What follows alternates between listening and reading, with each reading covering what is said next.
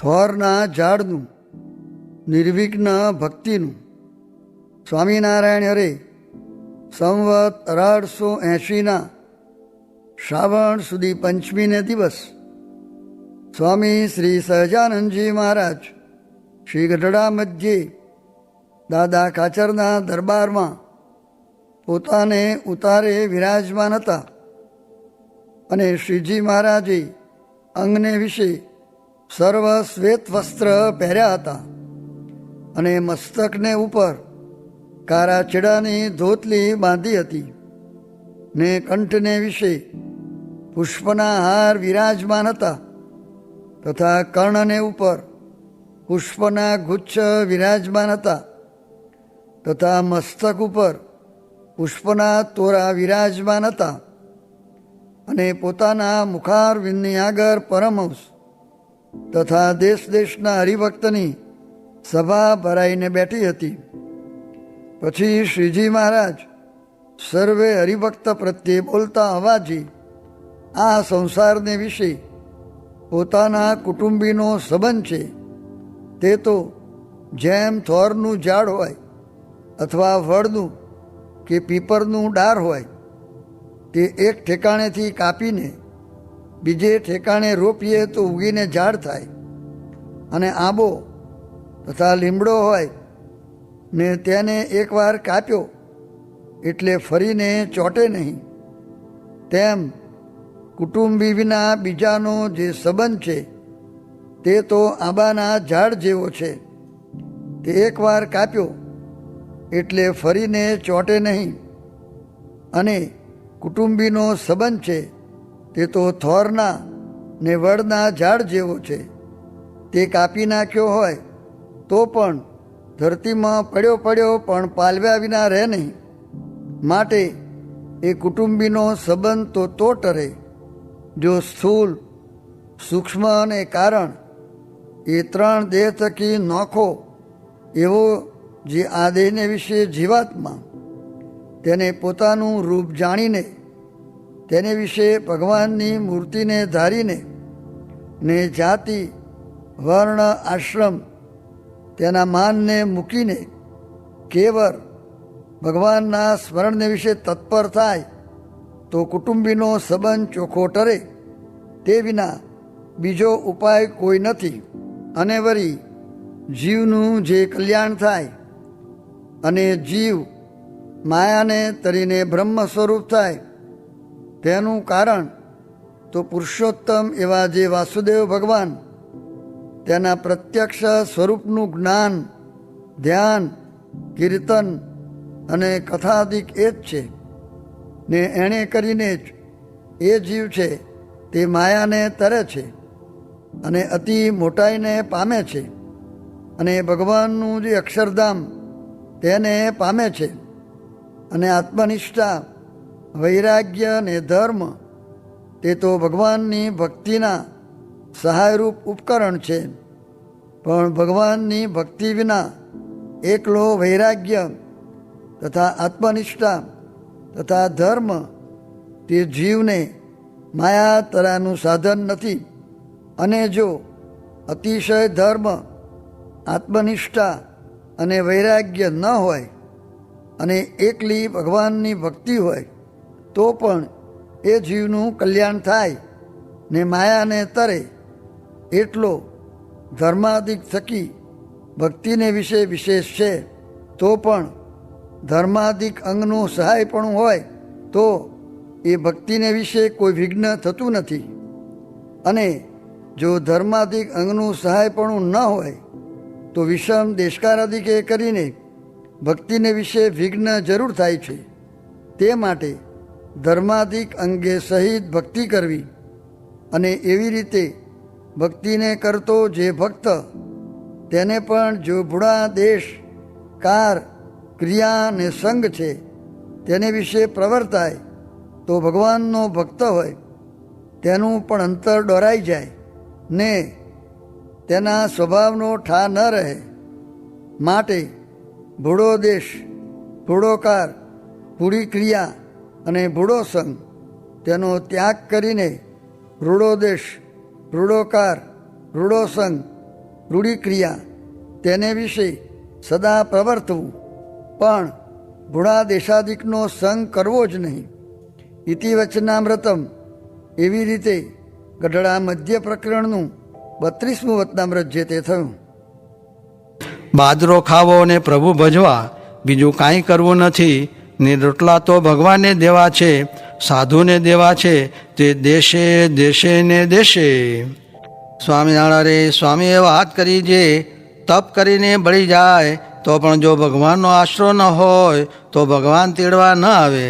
ને ઈંડોળા ખાટમાં સૂઈ રહે, ને દૂધ સાકર ને ચોખા જમે, ને સેવાના કરનારા ને રડનારા બીજા હોય તો પણ તેને અંત સમયે વિમાનમાં બેસાડીને ભગવાન તેડી જાય. જો ભગવાનનો દ્રઢ આશરો હોય તો માટે મોક્ષનું કારણ આશરો છે. સ્વામિનારાયણ હરે સ્વામીએ વાત કરી, જે મહારાજ છતાં રૂપિયાના નામા નીકળ્યા હતા. હાલ બધા અહીં ચોખ્ખી રીતે વર્તો છો તે કોના પ્રતાપથી? ને પછવાડેથી આવું ને આવું રહેશે તો પણ ફેર પડશે ખરો. સ્વામિનારાયણ હરે સ્વામીએ વાત કરી, જે આવી વાતો ક્યાંય થતી નથી, માટે વિષય ખોટા થઈ રહ્યા છે.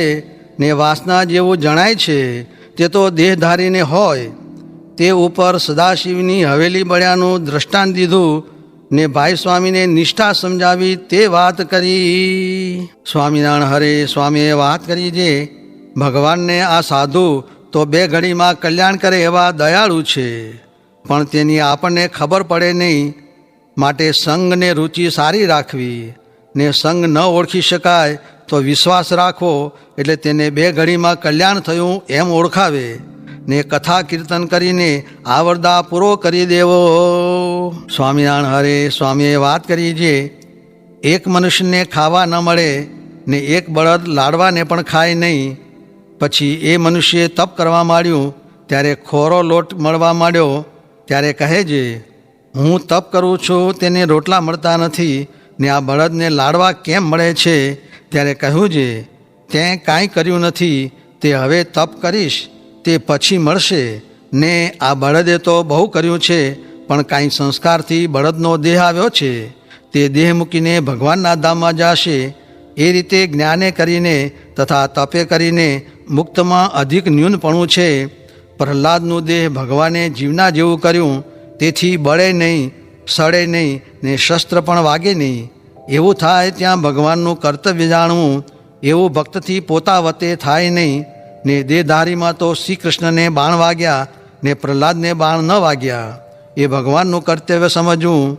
ને પાણીમાં છાણું તરે એમ પૃથ્વી પાણીમાં તરે છે, ને પાશેરનો પાણો ડૂબી જાય. ને આ કેટલાક પર્વત છે પણ ડૂબતા નથી, એ ભગવાનનું કર્તવ્ય છે. તેમજ જઠરાગ્નિ તથા વરસાદના મહાત્મ્યની વાત કરી. સ્વામિનારાયણ હરે સ્વામીએ વાત કરી, જે આ જીવ છે તે જ્યાં સુધી ભગવાનને શરણે ન જાય ત્યાં સુધી ગમે તેટલું કરે ને દેવતા થાય, ઈશ્વર થાય કે ગમે તેટલી મોટાઈ ને પામે, પણ કાળ, કર્મ, માયા, ગર્ભવાસ ને નર્કના કુંડથી તરે નહીં. ને જ્યાં સુધી ગર્ભવાસમાં આવે ત્યાં સુધી નર્કના કુંડમાં શું બાકી છે? ને ભગવાનને શરણે જાય ત્યારે કાળ, કર્મ, માયા, ગર્ભવાસ ને નર્કના કુંડનું દુઃખ એને માથેથી ટળી જાય છે. સ્વામિનારાયણ હરે સ્વામીએ વાત કરી, જે કોઠારમાં હરિશંકરભાઈએ પૂછ્યું છે, હે મહારાજ, આશરાનું શું રૂપ છે? ત્યારે ઉત્તર કર્યો છે, બાયડી છોકરાનો આશરો છે તેમ, તથા રૂપિયા હશે તો ભૂખે નહીં મરાય એ આશરો, તેમજ ભગવાન વિના બીજામાં માલ ન માને એ આશરાનું રૂપ. એવો આશરો હોય તેને ભગવાન સાધુનો સંગ આપી જ્ઞાન આપીને પોતાની પાસે રાખે. ને એવા ભક્તની ફકર ભગવાનને છે. જેમ આપણા મંદિરમાં આજ માણસ આવ્યું ને કાલ માદું પડે, પછી 20 વર્ષ માદું રહે તો પણ ચાકરી આપણે કરવી પડે, ને તેની ફકર આપણને હોય. પછી પૂછવું છે, ભગવાન મળ્યા પછી ભગવાનના ભક્ત સાથે અહંકાર કેમ રહે છે? ત્યારે ઉત્તર કર્યો છે, એ તો રજોગુણમાં એમ રહે જ. સ્વામિનારાયણ હરે સ્વામીએ વાત કરી છે, આવો સમો ફરીને નહીં મળે. ને ગાદી ઉપર હાથ મૂકી ઇશારત કરી કહ્યું છે, આ સાધુ ને આ ભગવાન કોઈ દિવસ આવ્યા નથી ને કોઈ દિવસ આવશે પણ નહીં ને બીજા આવશે. સ્વામિનારાયણ હરે. સ્વામીએ વાત કરી છે શ્રીજી મહારાજને લોજમાં સમાધિવાળા મૂળજી ભક્તે કહ્યું છે પુરુષોત્તમના બીજા અનંત અવતાર થયા ને બીજા થશે ને બીજા ધામમાં જે સર્વે મૂર્તિઓ છે તે સર્વેનું મુને દયા કરીને દર્શન કરાવો. ત્યારે શ્રીજી મહારાજે કહ્યું છે બીજા સર્વે અવતાર તેમના નામ લઈને સંકલ્પ કરો છે. એ જો સર્વેના કારણ હોય તો તેમને પ્રતાપે કરીને મારે એ સર્વેનું દર્શન થાવ. ત્યારે તે ભક્તે બીજા સર્વે અવતારનું નામ લઈને સંકલ્પ કર્યો પણ તે સર્વેના દર્શન થયા નહીં. ત્યારે શ્રીજી મહારાજ બોલ્યા છે તે સર્વેના કારણ પ્રગટ પ્રમાણ પુરુષોત્તમ આ શ્રીજી મહારાજ હોય તો તે સર્વેનું દર્શન મુને થાવ. પછી એમ સંકલ્પ કર્યો કે તત્કાળ એ સર્વે રૂપના દર્શન થયા ને તે સર્વ અવતાર તે શ્રીજી મહારાજની સ્તુતિ કરતા થકા શ્રીજી મહારાજની મૂર્તિને વિશે સર્વ લીન થયા. એવી રીતે પોતાનો સર્વોપરી પ્રતાપ દેખાડીને પોતાના પુરુષોત્તમપણાનો દ્રઢ નિશ્ચય મૂળજી ભક્તને કરાવ્યો.